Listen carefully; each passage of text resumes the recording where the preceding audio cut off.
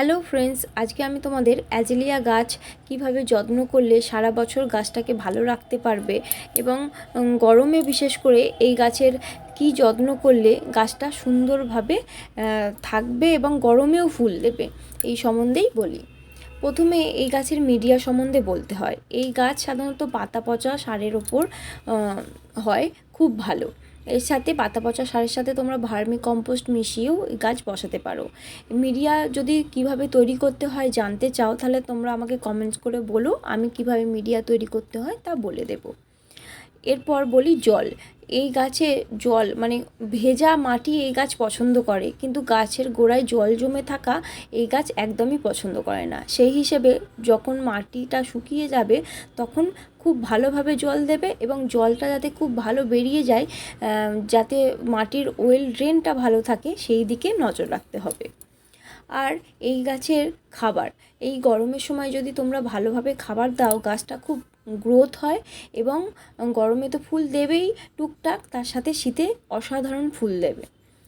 এই গাছে খাবার বলতে তোমরা দিতে পারো মিশ্র সার, যেরকম নিম খোল, সর্ষের খোল, হাড় গুঁড়ো, সিঙ্গেল সুপার ফসফেট, এগুলো সমপরিমাণ মিশিয়ে ওর সাথে মাইক্রোনিউট্রেন্ট 1/10 মিশিয়ে ভালোভাবে মিশ্র সার তৈরি করে টবের চারপাশে একটু খুশে 1 চামচ করে দিতে পারো, সেটা 15 দিন পর পর।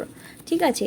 আর টবে মাটি যখন খুসবে তখন দেখবে যেন ওপরের শিকড়গুলো যাতে নষ্ট না হয়ে যায়, ছিঁড়ে না যায়। এই গাছের শিকড় খুব ওপর পর্যন্ত ভেসে থাকে। ঠিক আছে। এছাড়াও এই গাছে তোমরা ভার্মি কম্পোস্ট দিতে পারো খাবার হিসেবে। তাছাড়া আরেকভাবে দিতে পারো, যেটা হচ্ছে মাইক্রোনিউট্রিয়েন্ট তোমরা স্প্রে করতে পারো 1 সপ্তাহ পর পর। এইভাবে গাছে খাবার দিলেও গাছ খুব ভালো গ্রোথ নেয়। এছাড়া এনপিকে 19-19-19ও তোমরা স্প্রে করতে পারো জলে গুলে 15 দিন পর পর। ঠিক আছে। এই রকমভাবে তোমরা যদি যত্ন করো তাহলে এই গাছের দিকে আর ফিরে তাকাতে হবে না, গাছ সুন্দরভাবে গ্রোথ নেবে এবং খুব ভালো ফুলও দেবে। ঠিক আছে। আর রোগ পোকা সম্বন্ধে বলতে গেলে এই গাছের রোগ পোকা হয়, যেরকম সাদামাছির আক্রমণ হয়, ছোট ছোট শুঁয়োপোকা হয়। এরকম যদি রোগ পোকার আক্রমণ দেখো বা যদি নাও দেখো, তোমরা যদি মাসে একবার করে কাটা কম্পোজিশনের যে পেস্টিসাইড সেটা যদি স্প্রে করে দাও, তাহলে দেখবে এই ধরনের রোগ পোকা থেকে গাছটাকে বাঁচাতে পারছো। আবার অনেক সময় ফাঙ্গাস লেগে যায় গাছে, তখন তোমরা 15 দিন পর পর ফাঙ্গিসাইড স্প্রে করতে পারো, তখন দেখবে এই গাছে আর ফাঙ্গাস লাগছে না। আর সবচেয়ে বড় যেটা ব্যাপার, যেটা খুবই প্রয়োজন গরম পড়ার সাথে সাথে, এটা যেমন ফেব্রুয়ারি মাসের শেষ, দেখতে পাচ্ছ পাতাগুলো হালকা হালকা পোড়া ভাব চলে এসেছে। এই এখনই কিন্তু গাছটাকে সেমি শেডে নিয়ে যেতে হবে, নয় বড় গাছের ছায়ায় বা এমন কোনো জায়গায় যেখানে ডিরেক্ট সানলাইটটা এই গাছ পাবে না। এইটা কিন্তু খুব ইম্পর্টেন্ট। তোমরা যতই খাবার দাও, যত কিছুই করো, যদি এই রকমভাবে না রাখতে পারো এই গাছকে তোমরা ভালো রাখতে পারবে না। ঠিক আছে। সেমি শেডে ইমিডিয়েট নিয়ে যেতে হবে যখনই গাছের পাতাগুলো পোড়া শুরু করে দিয়েছে।